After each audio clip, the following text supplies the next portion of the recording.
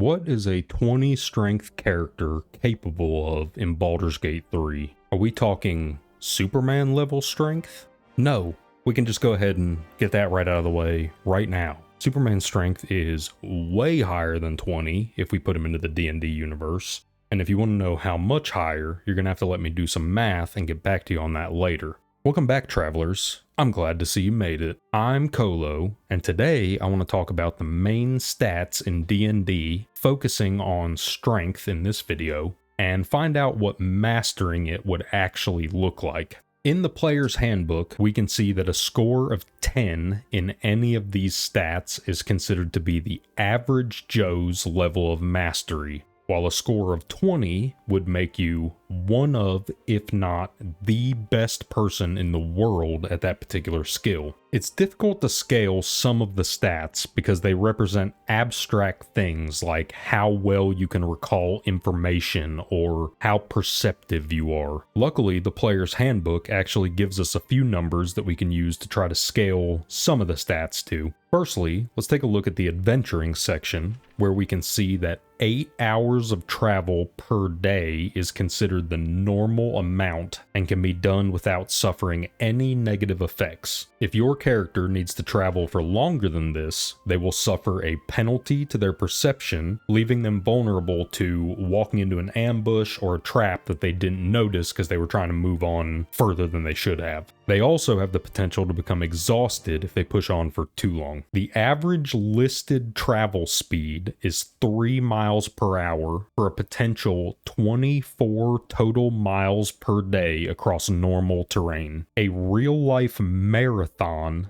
is 26.2 miles, and your character is capable of walking nearly that same distance every day without any negative repercussions while they are carrying all their gear and inventory. Speaking of gear and inventory, how much junk does your character have in their trunk?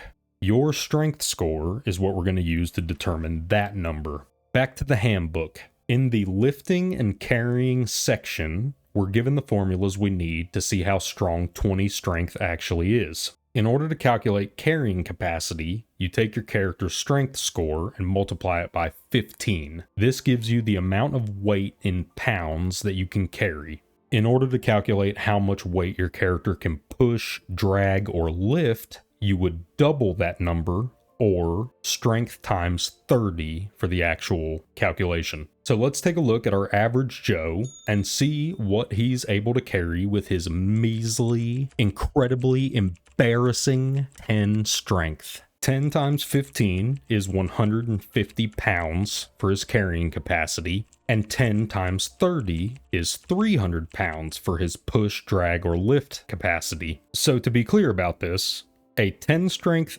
average Joe in D&D is capable of carrying 150 pounds of gear and items on their person and then walking 24 miles in an 8-hour period every single day without any negative effects. This is just the baseline for common people in this universe. If that doesn't make you feel weak as hell, then I hope you do well at your next CrossFit World Championship. Hopefully you've got room in your giant mansion for another trophy. All jokes aside though, this is already at impossible levels for normal human strength. Experts suggest carrying no more than 1/5 of your body weight when you're hiking or traveling long distances, and I'm pretty sure our average D&D Joe does not weigh 750 pounds. Now that we've been absolutely humbled by this 10 strength scrub, what does that mean for the 20 strength Giga Chad? The travel distance per day does not change, so this character would be capable of hiking the 24-mile almost marathon every single day in 8 hours while casually carrying 300 pounds of weight on their body. They can swim, they can jump, they can climb, and they can fight, while carrying 300 additional pounds and not even feel it. 20 strength also allows the character, who I will be referring to as Timothy from now on, to push, drag, or lift up to 600 pounds with relative ease. And now there's probably a few of you watching here who can actually legitimately deadlift more than 600 pounds, so this might not sound like it makes sense. 20 strength is supposed to be the strongest that a human being can possibly be in Dungeons & Dragons without magical help. But the IRL deadlift world record currently sits at right around 1,100 pounds. So how in the hell can a 20 strength character only lift 600 pounds in D&D? To answer that question, we have to remember one small but important factor. Timothy is capable of lifting 600 pounds without requiring an ability check of any kind. It doesn't matter if he has disadvantage because he ate a rotten gas station burrito for breakfast and he's currently got food poisoning as we speak. He will walk up to that 600 pounds and he will be able to lift it every time without question. There is not a human being alive on Earth who can make a claim this bold. If we then add in the fact that dice rolls exist in these games, the potential maximum that a 20 strength character can lift or carry will increase by quite a bit. There are also a few other numbers we can take a gander at to even further prove Timothy's raw power. He can jump 10 feet horizontally from a standing position, jump 20 feet horizontally with a running start, jump 4 feet vertically from a standing position, jump 8 feet vertically with a running start. Now here are the real world records for those activities. And while you're looking at this comparison, let's just take another moment to remember, Timothy is capable of these numbers every single time he jumps. Guaranteed success, no dice roll required. Doesn't matter if it's raining outside, or if someone called him a mean name, or if he stubbed his toe on the coffee table last night. This dude can run up and jump 8 feet in the air while he's carrying 300 pounds of weight on his back, by the way. Don't forget about that little nugget of information. I mentioned earlier that 20 is the highest value a character can possibly obtain in these stats without magical intervention. But what about the NPCs and monsters in the game? This limit does not apply to them, as they can actually scale up to 30 in each stat. The reason for this is that each monster needs to be tuned for combat against a party of multiple characters, so their stats have to be higher to compensate for that fact. Let's take a look at D&D's big O strong boy, the Teras. This monster is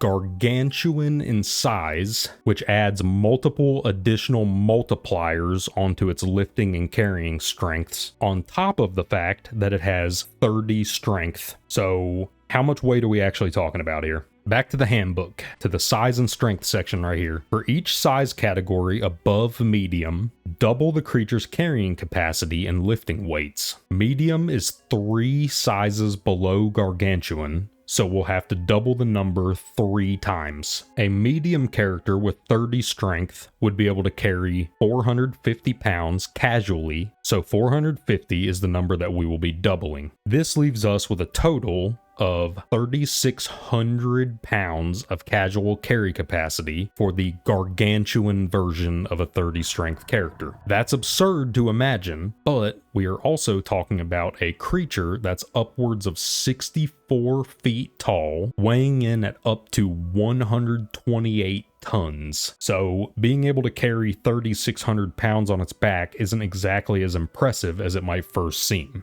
And finally, ladies and gents, let's return back to that question that I posed at the start of this video. We already knew at that point that Superman would break the 20 strength limit, but how high of a strength score are we talking? Depending on which version of Superman we're discussing, this might be an easy question to answer. For certain versions of Superman, we can just go ahead and put an infinity symbol in the strength column, because he's held black holes in his hand, dragged a chain of planets through space, held the heavens on his back, and most impressively, lifted a book that contains infinite pages with Shazam's help. Now, some people are going to argue that because he had Shazam's help, that's not actually a feat of his infinite strength. But what's half of infinity? It's still infinity. so each one of them was holding infinity. Obviously, if we want to come up with a real numerical value, we're going to have to put a limit on Superman's powers. So I went out and found a few panels where Superman is moving and lifting giant naval ships and submarines with ease, and I did extensive research on submarines and ships and found that these can weigh anywhere between 6,000 tons and 180,000 tons, or 12 million pounds and 360 million pounds respectively. These actions would fall under the push, drag, or lift section, so to be able to compare the two, we have to double the Teras carrying capacity numbers from before, and we end up with 7,200 pounds that the Teras can move. I'm fudging these numbers a little bit because monsters don't necessarily have the same movement rules as player characters, but who cares? This whole thing is made up shenanigans anyway. If we take the absolute lowest number we just gave for the submarine's weight, we still have 12 million pounds. That is almost 1,700 times the weight that a Teras will struggle to move, while Superman is holding it in his hands, flying around like he's carrying a tray of food at Applebee's. But don't get your hopes up, ladies and gents. It's not your table's food. It's the table next to you's food, like it always is. We also have to consider the fact that Superman is 6 foot 3 inches tall, which lands him squarely in the medium column with the rest of us scrubs. That means we have to cut those gargantuan multipliers back out from earlier. Medium character with 20 strength can lift 600 pounds, 30 strength can lift 900 pounds, 40 strength can lift 1,200 pounds, and so on. In order to simply reach the 12 million pound lower limit from before, Superman would have to have 400,000 strength. And to reach the upper limit of 360 million pounds for the cruise ship weight, he would be absolutely demolishing the charts with 12 million strength score. And remember, ladies and gents, these ships and submarines are just a random feat that he's performed that I used to limit his literally infinite strength. These are not like his best feats. It's simply not possible to scale some of these characters properly into D&D because comic book characters change power levels more often than I change underwear, and they're often shown breaking their own limits in times of extreme stress or desperation, which is, it's a good thing. That's what makes the stories good. Superman is also just a terrible example of strength in the first place because Superman's stories are not about strength, like physical strength. He's more of a character about strength of will and being good no matter what is happening. That's why he loses a lot of fights. He's got literally unlimited power. He just loses fights because he doesn't want to hurt people. He doesn't want to fight you. So he's not a good example of the strong meathead character, but who the hell's stronger than Superman? Somebody out there just said Goku right now, and I don't even want to get into that, but I don't think so. Much like Saitama from One Punch Man, Superman's cartoonish strength is limited only by the needs of the story he's currently a part of. But I would be pretty horrible to leave you with that as a conclusion. So instead, let's take a look at a few characters who I do think represent 20 strength pretty accurately. Blade, Captain America, Wolverine, Batman, Kingpin, Crossbones, Bane, Red Hood. And even amongst this group of characters, there are still a wide range of varying strength levels. Batman can overhead press around 1,000 pounds and bench press 2,000. Kingpin, Crossbones, and Red Hood are around this same level of strength, with Blade, Captain America, Wolverine, and Bane being a bit stronger due to their specific enhancements. These characters are all extremely strong and would easily mop the floor with the likes of you and I, but they're also not lifting up skyscrapers and throwing them into space like Superman either. Anyway, ladies and gents, that's where I'm going to leave this one. Let me know what you thought about this type of video. I love combining the Dungeons and Dragons universe with other forms of media like comic books or manga or anime or anything like that because I think it's really cool to compare and contrast the different sources of media. They're all very different, but there's a lot of similarities, obviously. But if you guys like stuff like this, I'm happy to make it. I absolutely love doing stuff like this. So just let me know. I want to give a massive shout out to my channel members on YouTube. You guys are awesome, and I can't tell you how much I appreciate the support. If you're interested in becoming a channel member, there's a link down underneath the video, and in the description there's links to the Patreon, Coffee account, the Discord. Feel free to come join us on the Discord if you want to nerd out with us about nonsense like this. You're absolutely more than welcome. The more the merrier. Who else? What's another good example of a 20 strength character, ladies and gents? Leave your comments down below. And as always, travelers,